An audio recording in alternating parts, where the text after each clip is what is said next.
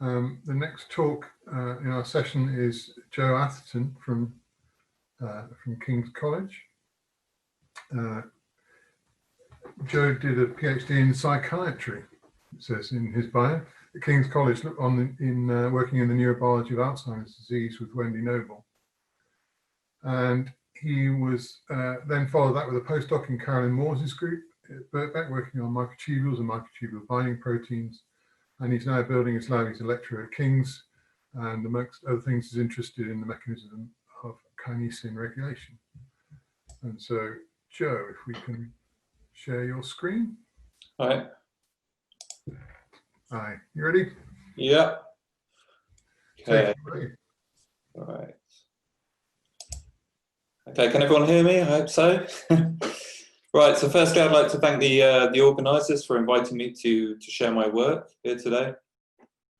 So yeah, I've recently started a new lab at the Randall at King's College London, but today I'll talk to you about some of my work that I did at the ISMB at Birkbeck College.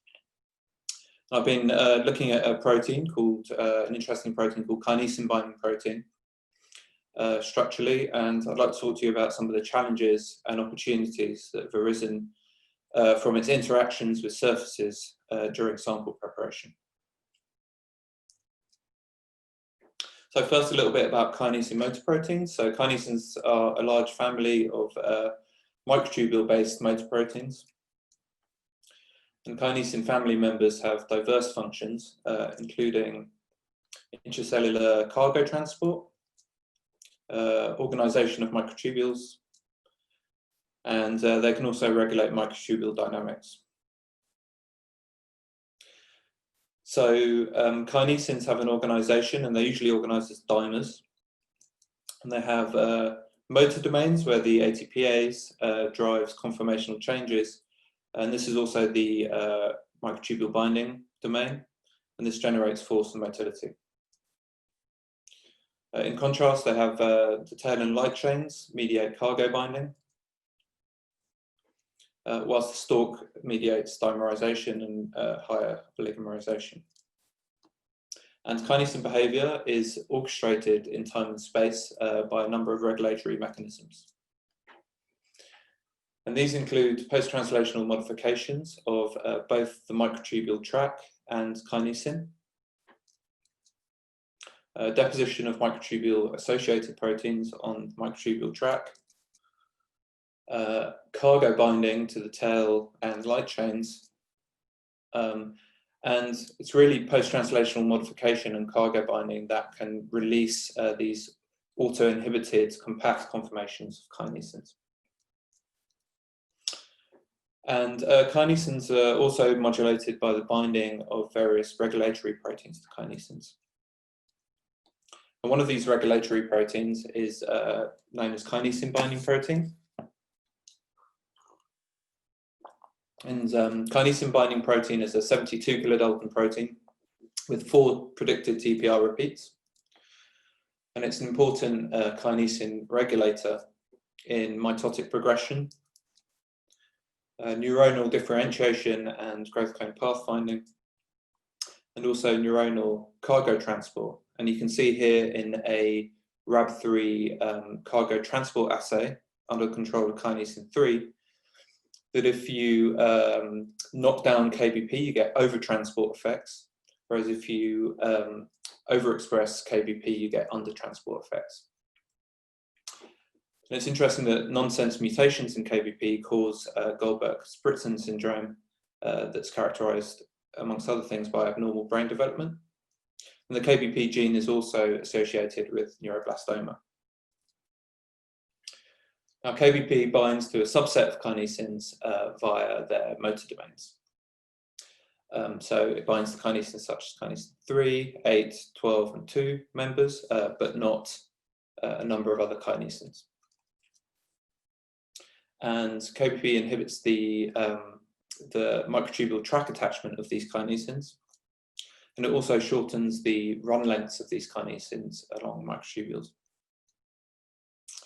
So there's several unanswered questions. And the first is, what is the structure of KBP? There's been no structural data on this protein at all yet.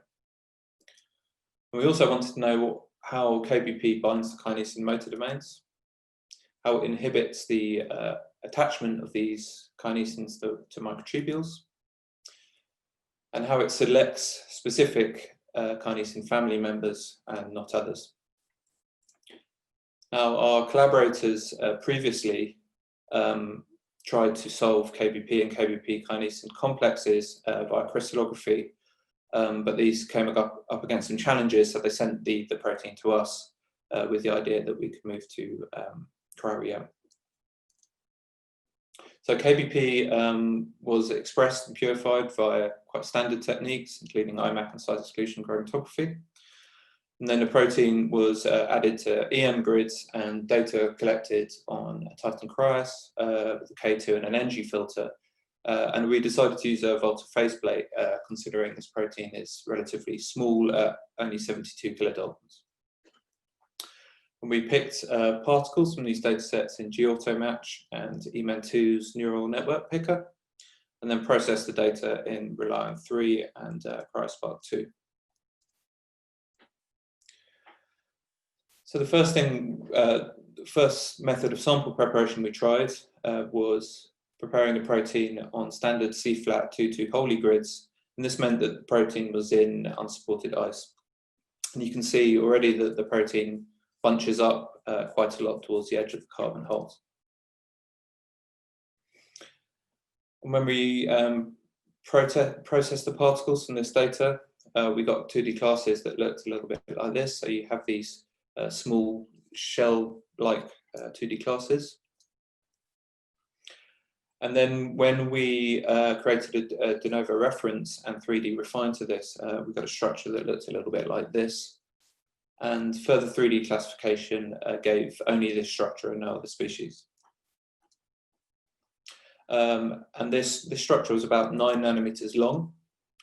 But unfortunately, secondary structure predicted 19 helices, but this structure fits only 8 helices. So it looks like there's quite a large proportion of the structure missing in this reconstruction. So we decided it was time probably to explore different sample prep conditions. So now we move to adding graphene oxide layer to our C-flat Holy grids with the idea of keeping the protein away from the air-water interface. And as you can see, the protein distributes much nicer on graphene oxide, depending on the quality of the graphene oxide itself. And when we performed 2D classification on these particles, you can see already that the particle looks rather different. When we created a de novo reference and 3D refined to this, we got a structure that looked a little bit larger and looked like this. And further 3D classification gave only this structure. And one thing you'll notice about this is it's really smeared. It's got anisotropic smearing in one direction. And you can also see that there's a really poor angular distribution that causes this. But the good news is that the structure is now 3 nanometers longer than the previous partially disordered structure. And now the structure fits all 19 predicted helices. So just to recap, in unsupported ice, you get this partially unfolded species. Whereas when you prepare the protein on graphene oxide, you get this larger particle with this extra density, which corresponds to the full KBP. And this is also observable in the 2D classes. And this suggests that KBP is partially unfolded by the air-water interface. So the next question was, how can we improve the angular distribution of this full KBP structure? So the first thing we tried was simply taking the same sample on graphene oxide on C-flats, just applying 30 degrees tilt. Sadly, this resulted in poor 2D classes despite the accurate local CTF determination. We wondered whether this was due with reduced contrast at tilt, which might be particularly prohibitive for small particles. And we also tried surface modification, so we tried detergents, and we tried polylysine, we tried UV treatment and positive glow discharge of graphene oxide. And all these things led to very poor contrast or simply the particle not sticking to the graphene oxide surface. So we went back to our sample on unsupported ice and we were wondering whether there's any trace of the full KBP particle within this sample. And you might remember that the original 2D classes from this sample looked a little bit like this. You had the partial particle, and this represented the majority of the data. So we decided to process the discarded classes and check these against full KBP reprojections. And we found that actually in this data set, a minority of the data represented full KBP 2D classes. And what was nice is there's actually some new views here that are different from the views on graphene oxide.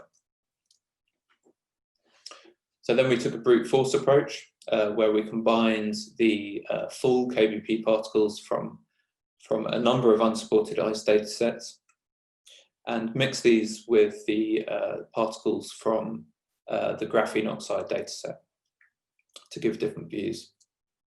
And this meant that we filled Euler space, and this resulted in a reconstruction of KBP at around 4.6 angstrom. And interestingly, every time we tried 3D classification approaches, this failed to accurately separate the full KBP particles from partially unfolded KBP particles. So all this separation had to be done in 2D. So what do we know now about KBP? It's a right-handed alpha solenoid, and it's formed of 9 antiparallel helix pairs broken by a linker region shown here in black. And the linker region divides KBP into 2 subdomains. And the TPR motifs are found exclusively in the N-terminal subdomain. So we now moved on to ask, how does KBP bind to kinesin motor domains?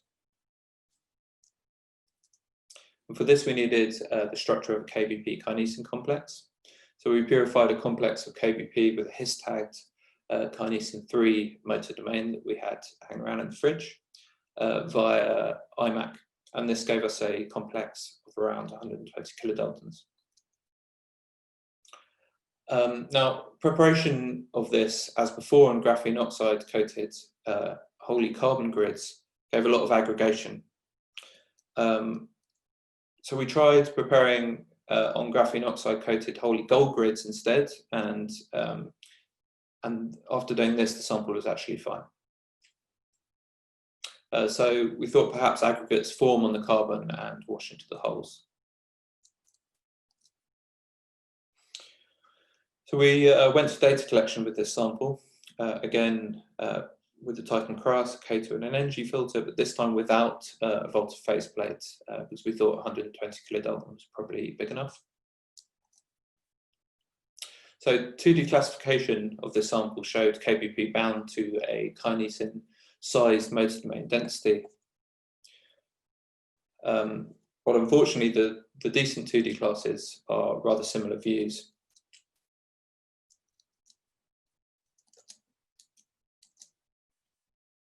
Furthermore, something rather odd was happening. So you'll notice that the kinesin motor domain part of the density shown here in pink is rather low resolution, and it also seems to vary in position relative to KBP. And this meant that there was insufficient signal and angular coverage to sort this variation in 3D. So we decided to try a complex with another kinesin family member. So this time we purified a complex of KBP with a kinesin 12 motor domain, which is KIF 15 motor domain.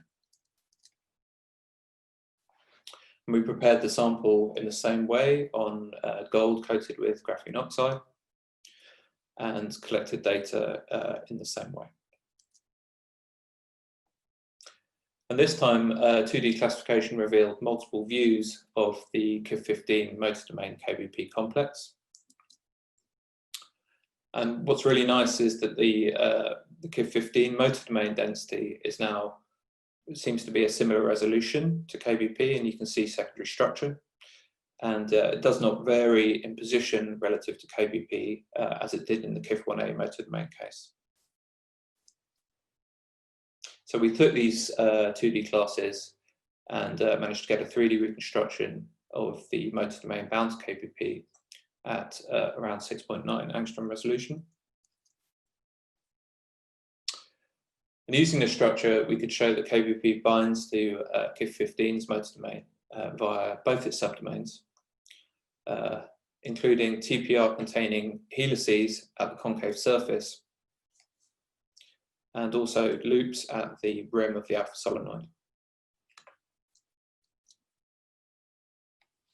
So we're wondering if this structure could also tell us how KBP inhibits microtubule track attachment of kinesins. So for this, we used our processing pipeline in Relion called MERP to make a reconstruction of KIF15 on the microtubule from a small data set. And this showed the expected binding mode of KIF15. And if you superimpose the KIF15 KBP complex onto this, it shows that KBP binds the microtubule binding face of KIF15, sterically blocking the microtubule attachment. And finally, can this structure tell us how KBP selects particular kinesin family members? So for this, we looked at the kinesin regions interacting with KBP in various kinesin family members via sequence alignment.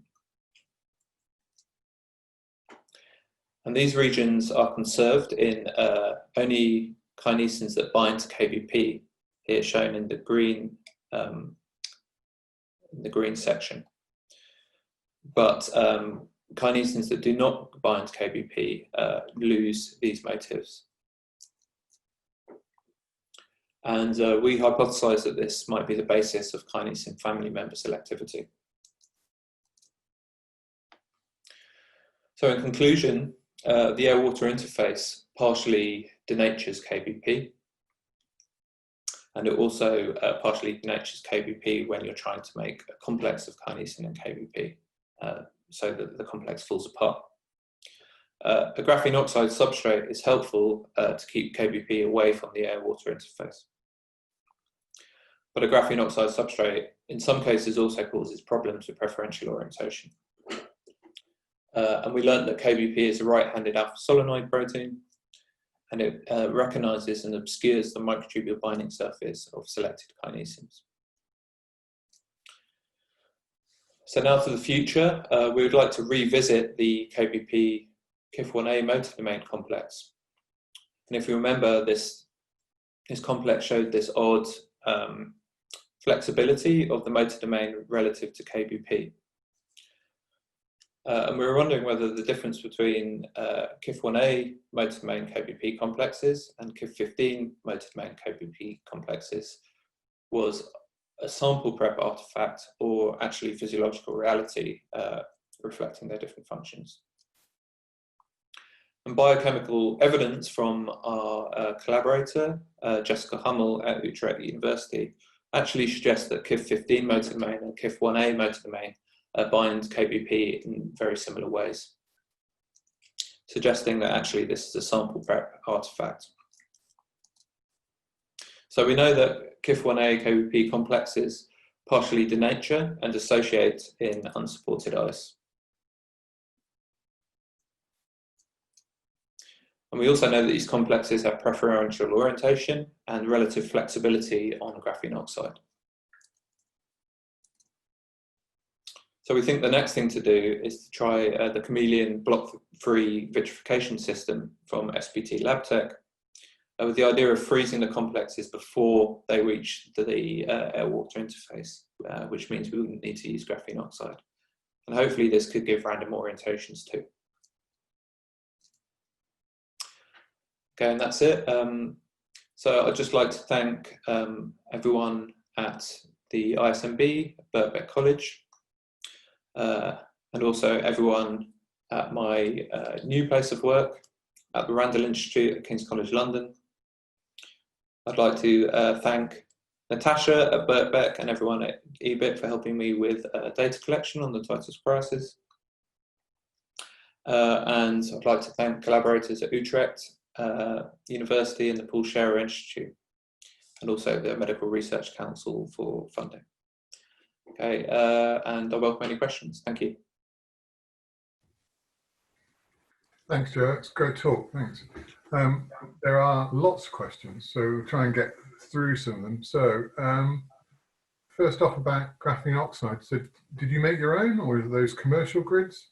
How was the reproducibility of either? Yeah, so we made the graphene oxide grids ourselves. Whenever I've ordered any graphene or graphene oxide coated grids commercially, they haven't been great. You don't get good graphene coverage. But even when you make them yourself, there seems to be quite a lot of variability in how good the graphene oxide coverage is and the quality. So sometimes you get multiple layers, etc. So yeah, it's challenging but useful in certain cases. Okay, then there's a great question which I thought would be useful for especially for new people to the field, which is from Julie Tucker. Hi Joe, great to see someone looking at such a small protein. Did you go straight to cryo-EM, i.e. no negative stain, and what gave you the confidence to do it? So we really tried cryo-EM because crystallography had failed before. So it was the second choice.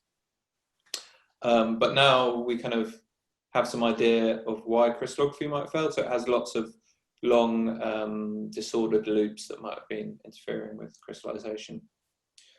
And yeah, we did do a bit of negative stain first, and it looked decent, presumably because it was sticking to a surface away from the air-water interface. So yeah, that's about it. We do wonder whether a faceplate was needed at all, and whether in future we could go down to a lower electron voltage, for example, for data collection. Well, that answers a subsequent question. Okay. A question from Ninkeng Zhu. When you're tilting the stage, when you tried that 30-degree tilt, did you write your own scripts for serial M, or how did you do it? Did you do it in EPU? That was done in EPU with the help of everyone at EBIC. Yeah, so it might have been the case that if we had used a smaller degree of tilt, then it might have worked.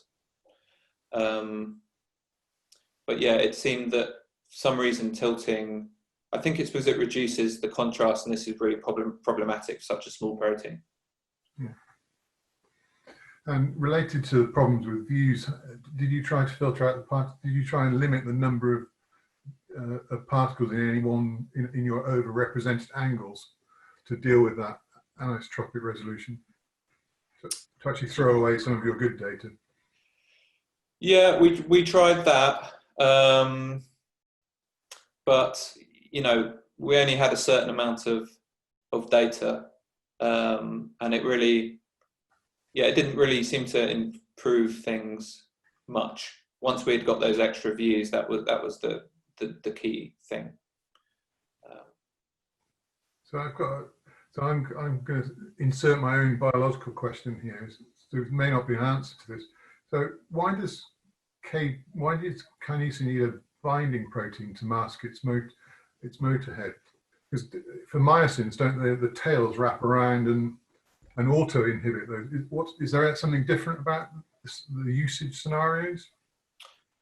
Yeah, it's interesting. So it's not particularly well known, actually, why this is important. We know that KBP is important in a number of processes, and as you say, you know, kinesins do fold into these compact conformations. So some of the things that I want to do actually when starting my new lab is looking at, you know, does it bind kinesins in these folded conformations as well? Or does kinesin have to be unfolded first and activated before KBP can bind it? And can KBP bind kinesin whilst it's walking? You know, so there's a lot of questions to be answered. And then back into the questions that keep coming in. To improve your particle distribution, have you checked the sample behavior in different sizes of holes? And why did you try C-flat 2-2?